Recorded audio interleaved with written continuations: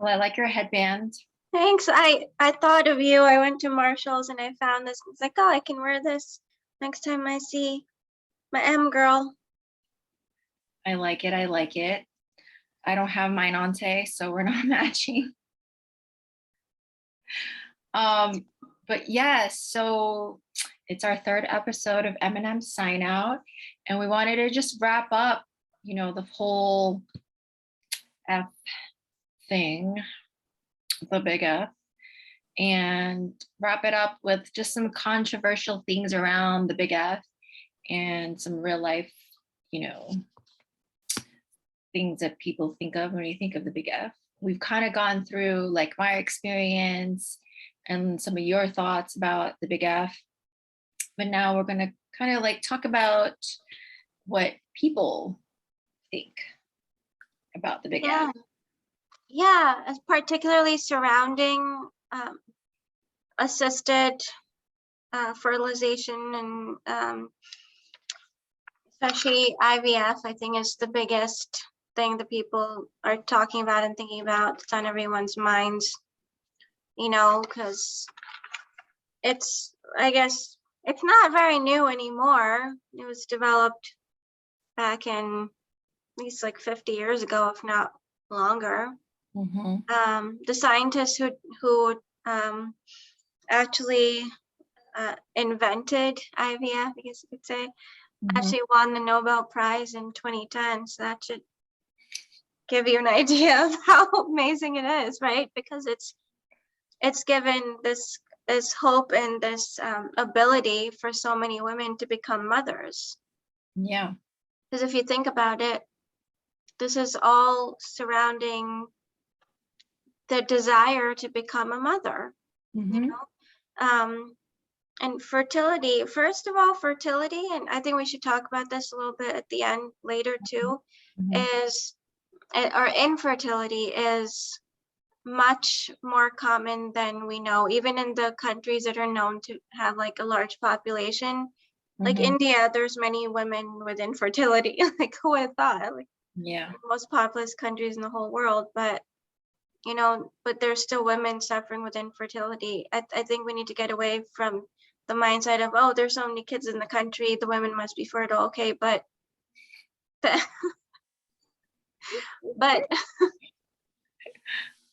that's not fair, right? Because there's some women having all the babies and there's someone having babies. It doesn't mean that there isn't infertility. Like, we need to get that out of our head, that there's only fertility issues in some countries and not others. No, there's infertility everywhere in the whole world. Women suffer with it. I'm saying suffering because the majority of women want to have babies. There's a lot of women that don't, and it's getting to be more and more common that women don't. But if you still why there's so many women wanting IVF and wanting to have babies? So some of the like questions and the ethical things that have been brought up have been like, I think we don't talk about this as much anymore, but initially when IVF, they were calling it test tube babies and other nonsense names like that. Calling it very derogatory, right? Like, exactly. who would want to do IVF if that's what they're being called? Exactly. That should tell you how the desire to have a baby. The unnaturalness, they called it unnatural, and the wondering like, how do these babies turn out? Or they're going to have more developmental problems or psychiatric problems, and choosing healthy embryos versus embryos that don't seem as healthy. And then there's the dilemma now that's still a big issue of what happens to the leftover embryos. Right. So that's the big question, because then there's the religious and ethical and all these questions that go into it. And actually, interestingly, Wait, can I add on to that list, Em? I think the other controversy that I hear about is the like being able to pick your gender. Oh, yeah. Because now in the times that we live in, where gender identity is like a huge thing now, where like when people are having those, what is it? Gender. Gender reveal parties. Yeah. That was like a huge popular thing for a couple of years. And then now a lot of people are like, sort of not liking the idea of that because of, gender identity issues also. So like now that's a thing where it's like with IVF, should you be allowed to choose the gender of your child? Yeah. So I feel like the more we get into this, there's always going to be some question. Mm-hmm. So that there's different religious debates, but really depends on how religious you are, which religion you follow, and whether or not you want to go with what a doctrine says versus what you think, right? So there's like the Catholic Church does not, I want to use the correct term here. I don't want to say allow if that's not what people say.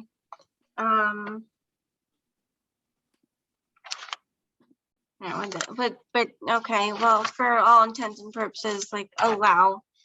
And then Judaism and Islam kind of like are okay with it within a certain realm with different rules. So, but then it also depends personally on how you feel about your interpretation of that, because I mean, a holy book's not going to mention IVF, right? So it's there's and then to each their own with the religious aspect of it, because the question being, is the embryo a person, or is it a potential person, or is it just not a life, or is it a life? That's the question.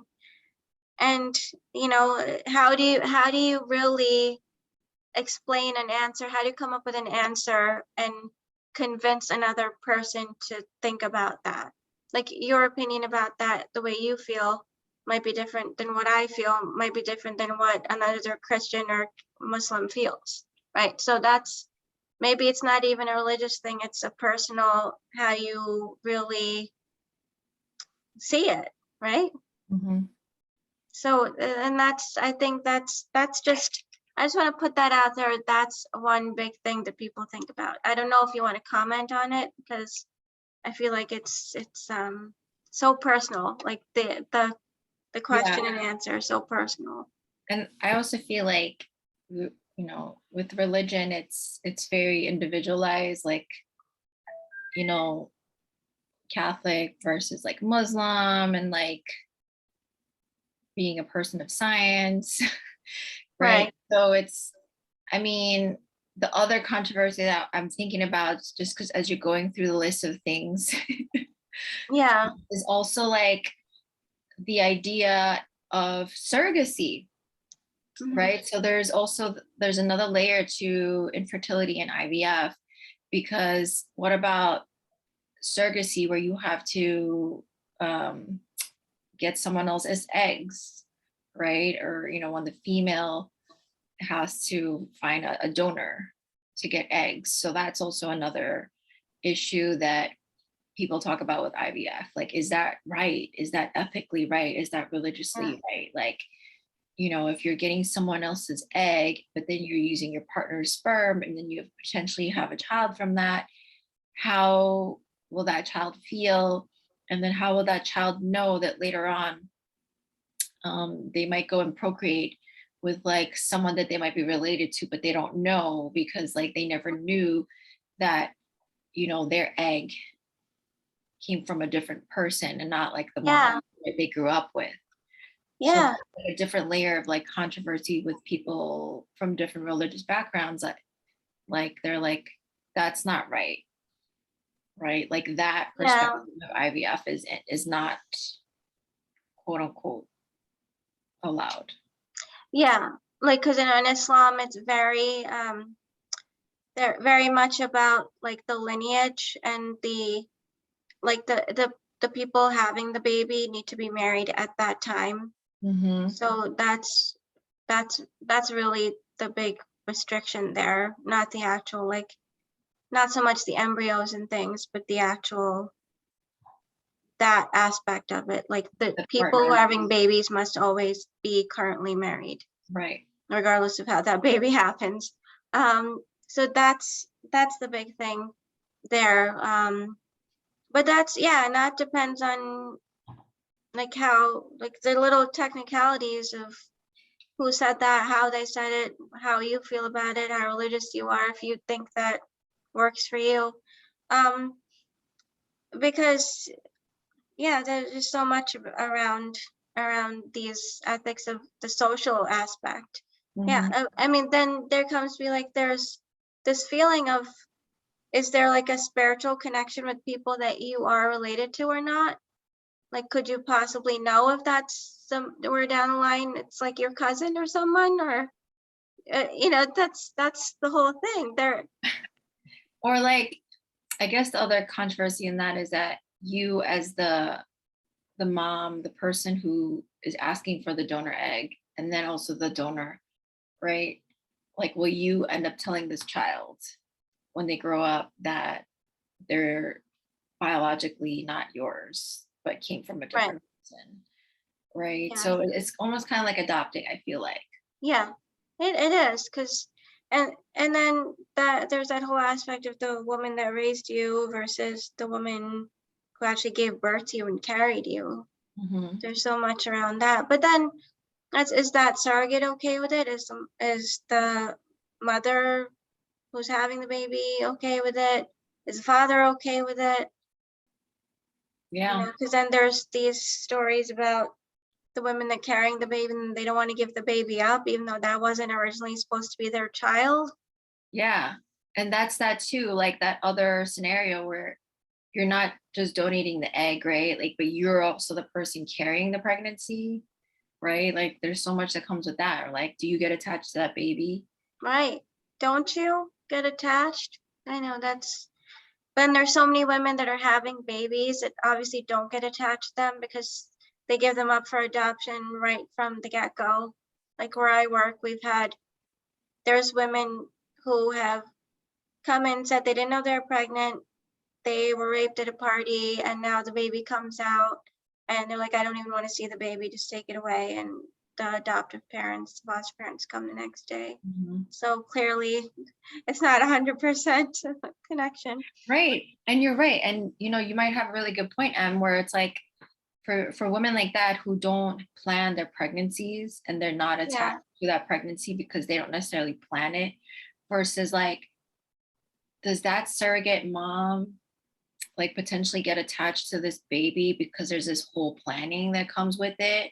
yeah. Oh, like maybe that's the thing. Like maybe that's why they get attached ultimately, because it's like this thing that's really wanted, right, by Right. this other woman. And so then they're like, oh, like this is a These super wanted women, let's pregnancy. at This least is want what other women have. yeah, right. And that's like a thing with women. Like we always trying to like protect, I don't know. Yeah, But you're right. There's a woman that like they get pregnant and they're like, I don't even know. Like I didn't even know yeah, if like I didn't know I was pregnant. they just went to like, the Wendy's Didn't feel bathroom. anything like kicking inside of me. I thought I had gas. I don't know. I just haven't had my period for 6 months. Yeah, it happens sometimes. Um, yeah, so that, that brings up a lot of questions and it's very personal and a lot of thought goes into that. But then that also, like we were talking about, brings up this other point of like what's natural or not. And that, people who say that, I find that to be a little arrogant because right now I'm like, who's to say what's natural? Like at the end of the day, then how come then you're willing to take heart medicine or blood pressure medicine or anything that's created in a lab, right? Yeah. So if we want to be natural, we should all be living in like huts somewhere. And Yeah, like we should be not using soap and like yeah, be have natural. no clothes and no makeup, no air conditioning. Right. No air conditioning. Let's live without that. So the natural thing I think is because, we have so many things that scientists have created to our benefit. So why not a way to aid infertility?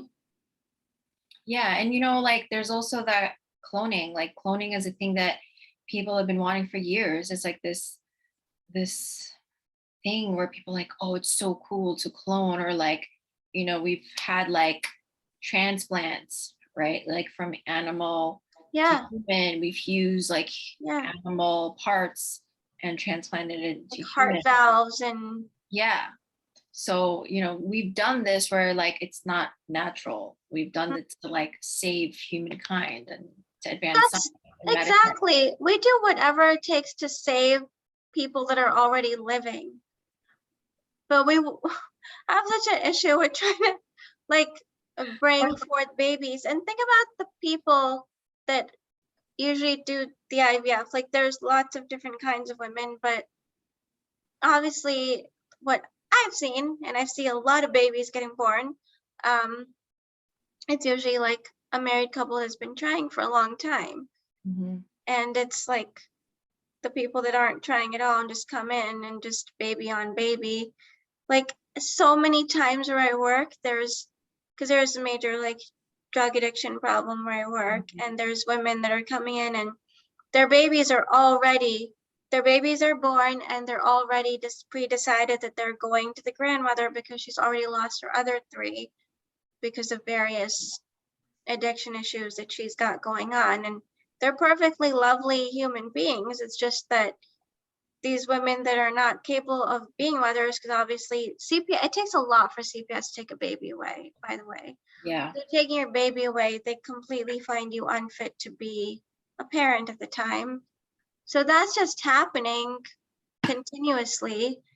And then we've got these women with like jobs, because you have to pay for IVF sometimes, and a partner, and they're trying, and that's just the way the story goes. And there's so much criticism to these stable humans trying to have babies. Yeah, it's like no one ever criticizes really. You make a good point on that.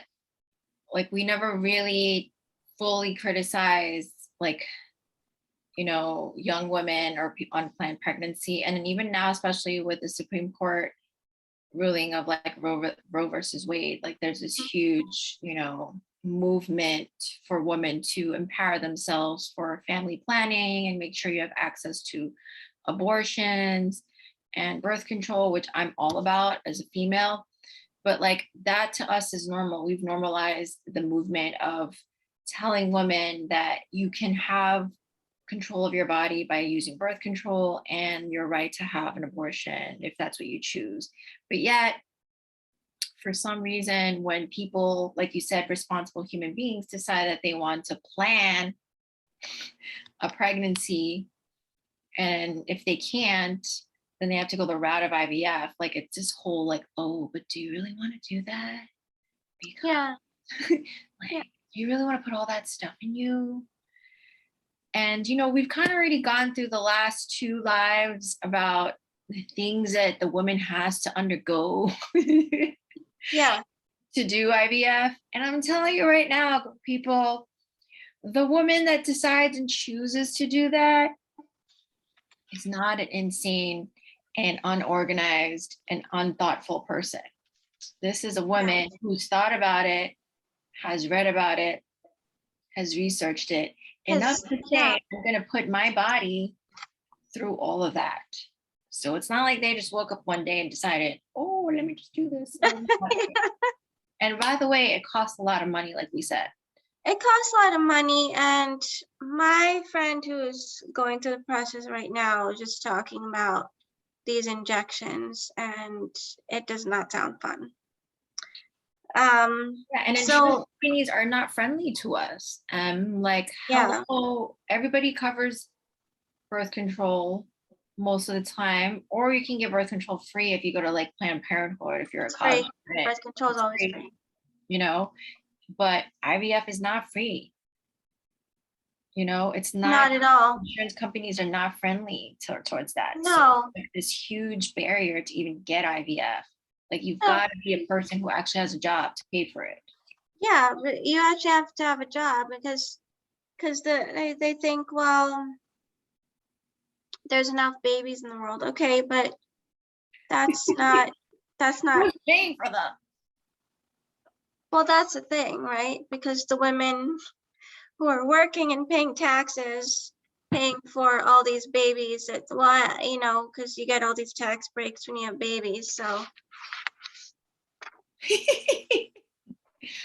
Yeah. I'm thinking That's a something, and problem. I don't know if I want to say it on a YouTube live. Oh. I'll talk to you after, and then we'll decide if it's okay enough to say on the YouTube live. It's just something about taxes and babies. Oh yeah, I don't want to talk about So touchy a stuff. couple things oh, what did you say? It's a touchy sometimes. Very touchy. There's a couple things I think we should hit before we meet our time limit. Yeah, And you tell me if there's something else you think we should cover instead, but I wanted to talk a little bit about the embryo freezing. I wanted to talk about infertility and some of the emotions with that, with women. But yeah, I mean, with which one do you want to talk about first? Yeah. I mean, what do you want to talk about with embryo freezing? I feel like there's this kind of like movement and push for women to freeze their eggs at a certain age, because like, I don't know, there's this feeling that like if you don't do it, then you'll lose out on your chance of having a child ever. So, you know, I've been told many a times by some of my aunts, like, just freeze your eggs, like just freeze it. Just take them out and freeze it. And I'm like, well, what am I gonna do? Because Freeze it? it just depends. How many do you freeze? How many do you freeze? And then, because the more you freeze, the more your chances are of having successful pregnancy. But then once that's done, what happens to the leftover embryos? There's some women donate them to other women. Mhm. Some women donate them to scientific research, and some women just leave them there because they're not sure what to do. And did you know that some women actually, or some couples, I should say, abandon their embryos? They stop paying, they stop picking up phone calls. There's like 1 million abandoned embryos in the United States. Yeah. So, and that's exactly my point, Em. It's that because there's this push for women at a certain age to go and freeze their eggs, or like there's like a rush. They're like, go, go, go. Once you hit 30 or something, let's say, they're like, you are single, you don't have a partner, just freeze your eggs. It's like I don't know why they're encouraging that, but they won't encourage IVF because hello, at the end of the day, The same issue. It's the same process. Like the fact that you're gonna go into your ovaries, take out your eggs, like hello, that's actually the first step in IVF. That's the biggest step and issue that people have with the controversy is the embryo freezing. So yeah, if you're freezing your eggs, you're just basically doing the steps of IVF without actually inserting it. Yeah, so like you don't just freeze eggs, okay? Just so we are very clear about this. Like you cannot just freeze eggs. Like you have to probably go through all those shots and hormones and things. Yeah, you do. You have to go through the same shots and hormones in order to harvest the eggs, because creating that burst of eggs that you need to extract is the same exact hormones. Right. So like you don't just like naturally just like wake up one day and after your period you're like, oh, I'm gonna ovulate, and then your doctor's gonna be like, oh, let's take one tiny egg out and like Just that's take it out. No, And you can't just extract an egg. It's not like an egg hunt. Like the ovaries are so far away from the entrance, it's kind of hard to get to them. Like, yeah, so if you're gonna go in there, you might as well have like 1 million eggs you're gonna take out. Don't just go to look for one, because you can't. What if you can't find Waldo?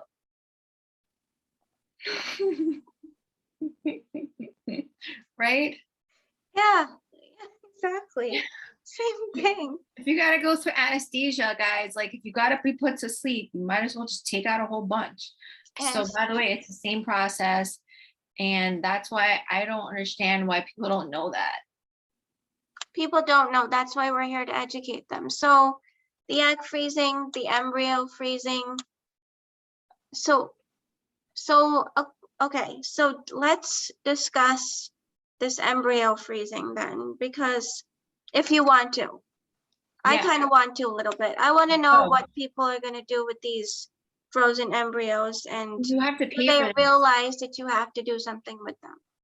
So by the way, you have to pay for this, right? So this is like an Yes, optional this is thing. not free. This is elective, meaning like you're choosing to do this, your doctor's not telling you you have to do it, it's not medically necessary, right? So actually, if you're just going to do egg freezing and you're not doing it as part of IVF, you have to pay for that whole thing. But if you're doing it under IVF, the only thing you really have to pay for is the extraction. I'm sorry, not the extraction, the freezing of the eggs, and then like what they call the genetic testing on the embryos they use, so they can check which embryos would be viable, meaning like it would likely, there's a high chance that if you use that egg and they fertilize it with the sperm, that it will grow into a baby, a viable baby. Oh, wait a second. So you're talking about the egg freezing, but with IVF, there's embryo freezing, right? When you actually put the sperm and egg together, you create that embryo, and then you genetically freeze it. test that embryo and you freeze them to freeze the Mhm. rest. Yep. So you use the best ones, Yes. Well, and that's the actual ones that are genetic, embryo. the ones that grow to the perfect stage of development. And then they check them for genetic disorders, and they can choose those. Yeah. But then out of the embryos that you made, so you take the egg, you take the sperm, you put it together, you create a certain amount of embryos, and you can actually choose how many embryos too, because the more embryos you choose, the higher chances. You know, there's some countries in Europe that actually don't allow more than like 3 embryos at a time because of this issue of if you make too many embryos, what do you do with the rest? Yeah. In America, there's nothing like that. Just obviously becomes more of an expense and more of a collection if you have a lot of embryos, but they can't put in, initially with IVF, they used to put in more embryos at a time. Now I think they only do like a few at a time because, Oh yeah, you mean like the implant, when the yeah, implant? the actual implantation stage. Oh yeah, so like, yeah, like you know how they had the whole debacle with the Octomom thing, like they're not like, Yeah. They yeah, don't let you do that anymore. yeah, I mean your IVF specialist will, you and them will decide, like, and most of the time, like, you know, people will do like 1 or 2, right? Right, because you don't want to end up with like triplets or quadruplets or, but still, like, okay, but you put that few in, what happens to the rest of the embryos? So like if you're lucky, you're getting like a good amount, like, so let's say 5, right? So let's say you get Right.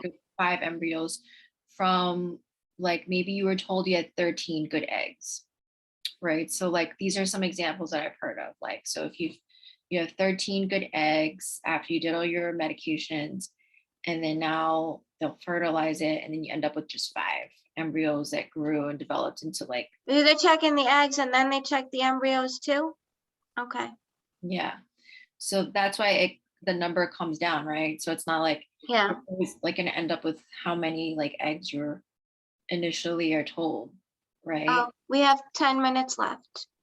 Yeah, so that number is going to come down when you actually fertilize it and they're like genetically test it, and then you have 5, and you're like, okay, well maybe I'll implant 1 or 2, and then you freeze the other 3, Yeah, right? Because those 2 might not implant and you might not achieve pregnancy. So basically you lose those 2 embryos. right. then So now you may have you may not have leftover embryos. exactly. Yeah, and then if you do, there comes the ethical dilemma then of what to do with the other embryos. Yeah. And then, you know, like some people who don't want to have pregnancy anymore, babies, they won't be that irresponsible and they'll just get rid of the embryos, unfortunately. Right. So there's also like that controversy of that. Is that like killing life? Is that, yeah, a potential life? Did you know that actually some couples that separate thereafter have, when they get either separated or divorced, they could end up in court for what to do with the embryos? Yeah. I mean, I'm sure, like, because, you know, that's like potentially their baby, right? Yeah, like Sofia Vergara and her ex did. Yeah. But they But there's nothing the judges can say because there's no rules and laws on that, because nobody knows what to do with it. Right. So like Nobody it's knows what to still up say. in the air. Yeah. So I mean, I think it's like at the end of the day, like I said earlier, like people who choose, hopefully I'm giving everybody like the benefit of the doubt, like the people who choose to do this are not just doing it and making decisions that are Yeah. frivolous, because it is a huge mental, physical toll on both of the people that are involved. And then like you said, like once you have embryos, like what if, you know, people don't stay together, IVF doesn't work, you don't end up getting a baby out of all this. It's a huge decision. And like, I guess like the point of this like talk and for us is to just have people understand that there's so many different perspectives, Yeah. and that, you know, we're giving real life perspective of like what I am going through, what I'm potentially going to go through, and you know, your perspective, like both of our perspective as physicians and being female, that like there's so many other things that people are doing that are controversial too, like creating a life that's wanted shouldn't be like a huge controversy, and people shouldn't, Yeah. first of all, people shouldn't be in your life when it comes to your uterus. Like that's your Right. uterus, that's my uterus. And so like whatever decisions I make about my uterus, just like the whole abortion situation, should be my decision and my choice. And I think that's a good place to finish up, since we have like 7 minutes since we've come down to this, is really, let's talk about like women and their feelings for a second. Like, first of all, why infertility is so taboo, and like you're made to feel like you're not doing your job as a woman, or you're made to feel like it's your fault somehow. And first of all, there's a lot more male infertility too. And so it's not just a woman that can't have the baby. I think more than half the times it's actually the man. So the Yeah. assumption that it's the woman. But then there's the fact of it's how painful it is, how sad it is when a woman, there is a natural biological clock, and you know, nothing's 100%. Not all women feel that need for one reason or the other, or a reason they don't know, except that they just don't want to have babies. And and the fact of, if they do want that, don't blame a woman for wanting or not wanting a baby. Why are we telling women how to feel? Yeah. Like, if she wants a baby badly enough that she wants IVF, she shouldn't be shunned or judged. If she doesn't want to go through that, maybe she doesn't want to bear the responsibility of a child, because let's face it, women with babies, if you're then, you know, if you're a career woman, you're either going to sacrifice part of your career, sacrifice part of your motherhood, sacrifice something, because you're doing the work. Yeah, I mean, So I think that it just goes with the whole theme, Em, of like acceptance, right? That like nowadays there's just a lot of things that are different and new. You know, with we talk about, you know, the gender identity and like the transgender community. There's just a lot of things that people are doing that seem taboo, but nowadays aren't. Like we're becoming more accepting of people and who they are and who they choose to identify to be. And so I feel like infertility should be also part of that movement, where we should be accepting of the fact that like if this is the only route that a woman can take to have a child or bring a child into this world, then let her do that. Like if this is a way that two women or two men can bring a child into this world, this is their opportunity to have that, right? Because we also didn't talk about that IVF also includes like, you know, your LGBTQI community. Like this is their chance to like actually have a baby together, right? And so and like no one's talking about that. They're like, that's cool, like that's great. But then like when it's a heterosexual woman like myself that's trying to have a baby through IVF, it's still sort of like like you're saying, like, And then there's a lot of it like, because they're oh, well, admirable. she waited because she's a doctor, so she prioritized that. So Yeah, that's on her. or That like, sort of attitude that's there too. It's like, first of all, that's why would not it take always the the two men to case. do it? Yeah. Yeah, and it's not always the case, and it's also like, why can't you? It's not always the case because a lot of women have infertility in their 20s and 30s, and even if you were to have focused on your career, why can't we go for our careers and also do great things with our brains as well? Like that's But like it's like what you said, it's like your choice, right? Like, so we choose this. And I think that's an important point, is that like you talk all about a lot about like the young kids that you see that don't like necessarily make choices, and they bring a life into this world, and that life did not have a choice to come into this yeah, world. So we have to think about it that way, that like I'm choosing to be responsible about like how I choose to bring a life into this world. And it wasn't something that just like happened in a club, like you're saying, and didn't realize that I was pregnant. Great, I'm gonna get heat for saying that. But yeah, and I think it's that double standard that when you're yeah. female and you're strong and you can make decisions, um, then you still you're still not cool, because Well, it's still you not know, cool. the the two guys, the kid that developed IVF won a Nobel Prize. All right. So that's just how amazing it is, because there's women who couldn't have the joy of being a mother. Which there's a quote in our hospital. It says, being a mother, what's the quote? It's something about filled a space in your heart that you didn't know was empty, something Mhm. like that. Oh, well, So that's cute. I've heard of that. yeah, so just think about what a big deal it is to be a mother. So of how if women want the opportunity to fulfill this urge to be a mother, just let them do it, and let responsible women have babies. And We need more we're responsible kids. yeah, and we have 1 minute left, so you give us our wrap up, because we have 1 minute. Yeah, and you're right, it's about choice, it's about acceptance, and I think that that's the theme of the big F. It's just accepting it, because it takes a lot to want to do IVF. It takes a lot of accepting, as the Yes, woman, as the female, to accept also that you have the big NF.